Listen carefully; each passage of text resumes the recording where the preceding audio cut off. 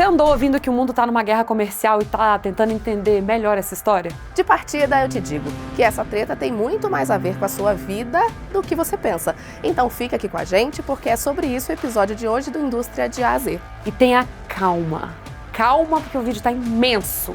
Calma! Primeiro é legal a gente dar um contexto para vocês entenderem melhor do tema.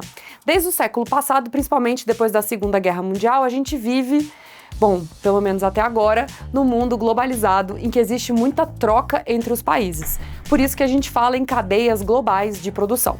Os insumos usados para fazer as coisas vêm de lugares diferentes, então as relações comerciais internacionais são muito importantes para garantir acesso aos mercados, tanto para exportar quanto para importar bens e serviços. Fica com isso na cabeça porque vai fazer muita diferença. Então, se você tem um mundo muito integrado, acontece de ter desentendimento nessa troca, tipo aumento de tarifa, reduzir a produção para subir o preço, um lado ficar insatisfeito com as condições da troca e acaba rolando um estresse na relação. Então, a guerra comercial acontece quando essa troca de farpas entre dois ou mais países escala para uma grande disputa econômica.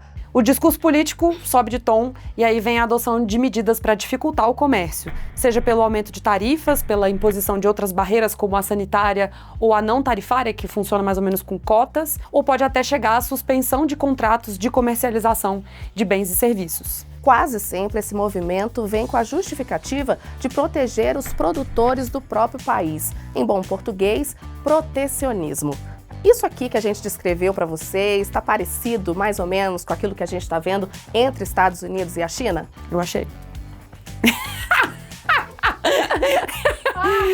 Aí vocês perguntam, mas quais são as consequências de uma guerra comercial? Tem várias. A mais fácil de perceber no nosso dia a dia é o preço das coisas. Se, por exemplo, eu fabrico carros e preciso importar 90% do aço e esse produto passa a ter uma tarifa de 25% para entrar no meu país, o meu custo de produção vai subir. E é claro que esse carro vai ficar mais caro para o consumidor. Um outro impacto pode ser a falta de insumo para a produção, isso acabar diminuindo a oferta de um produto no mercado. Eu vou te dar o exemplo dos elementos terras raras, que são minérios bem abundantes, mas de difícil extração e refino. Esses elementos são apenas imprescindíveis para fabricar vários produtos que estão no nosso dia a dia, tipo celular, carro elétrico, satélite, televisão e até a nossa lâmpada de LED. Hoje, quem domina esse processo de ponta a ponta, ou seja, de extração ao refino e vende para geral no mundo, é a China. Então, se Pequim resolve restringir a exportação dos terras raras, como já fez, as indústrias não têm muito o que fazer, não tem para onde correr, porque não tem outros concorrentes. O Brasil tem muitas reservas de terras raras, mas ainda não tem uma cadeia de produção desenvolvida.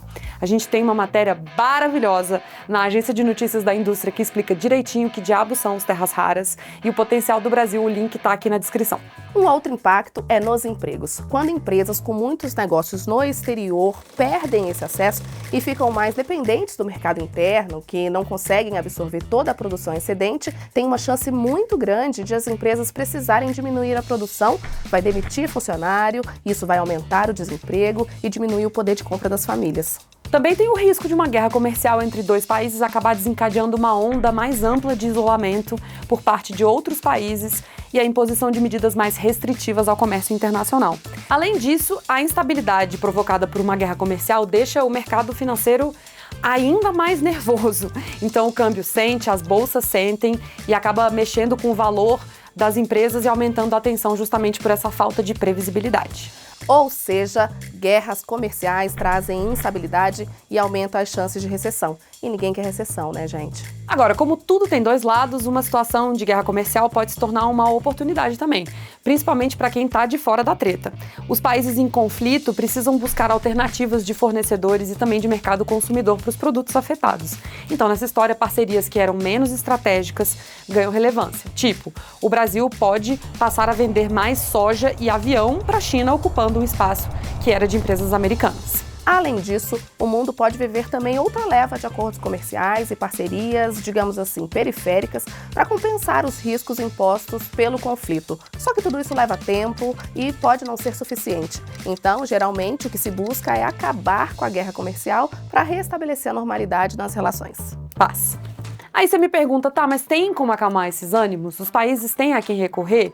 Em tese, esse é o papel de um órgão chamado OMC, a Organização Mundial do Comércio, que pode entrar em ação e agir justamente como uma espécie de juiz para tentar resolver esses conflitos comerciais. A OMC foi criada para garantir que o comércio entre os países seja justo, previsível e baseado em regras claras. Então, quando acontece uma guerra comercial, os países podem levar o caso até a OMC, alegando que o outro está quebrando as regras do comércio internacional. Lá, eles vão analisar a situação, ouvir os dois lados e decidir se eles estão violando mesmo, de fato, essas regras. Se no final dessa análise a OMC constatar que houve sim violação das regras, ela pode autorizar o país que se sentiu prejudicado a retaliar o outro, ainda que de forma equilibrada. Só que a OMC não tem exatamente o poder de obrigar um país a cumprir uma decisão. E também, desde 2019, a organização vem sendo um pouco esvaziada, um pouco não, bastante. Um dos principais problemas está na instância de apelação, em que as decisões podem ser contestadas. Os Estados Unidos bloquearam a nomeação de novos membros, o que enfraquece o mecanismo e a solução de disputas na OMC. E aí, sem a OMC, como é que a gente faz? Tem basicamente duas formas de contornar uma guerra comercial e as duas envolvem muita negociação. A primeira forma é quando os protagonistas da guerra comercial tentam uma trégua fazendo um acordo bilateral entre eles. Foi o que aconteceu lá em 2020 com o acordo de fase 1 entre os Estados Unidos e a China. Eles combinaram de reduzir algumas tarifas e a China prometeu comprar mais produtos americanos em contrapartida. A segunda forma é menos amigável, vamos dizer assim, né? Um dos países em conflito comercial pode fazer acordos com outros países para compensar as perdas. Assim, o país se aproxima de outros parceiros comerciais e diversifica os mercados estratégicos, como a gente já explicou um pouquinho melhor lá em cima. Imenso episódio, né, gente? Mas vai dizer, valeu a pena ficar com a gente até aqui, né? Não, Camila? Valeu a pena ficar com a gente até aqui. Eu nunca tinha gravado com a Camila. E agora você consegue entender melhor esse momento que a gente está vivendo no mundo. Se você gostou do vídeo, curte, compartilha. Aliás, eu não dei essa parte. Eu sei essa parte. Manda para aquele amigo que você sabe que gosta desse assunto, que também está sem entender nada do que está acontecendo. E é isso. Até a próxima. Até a próxima. Tchau, tchau.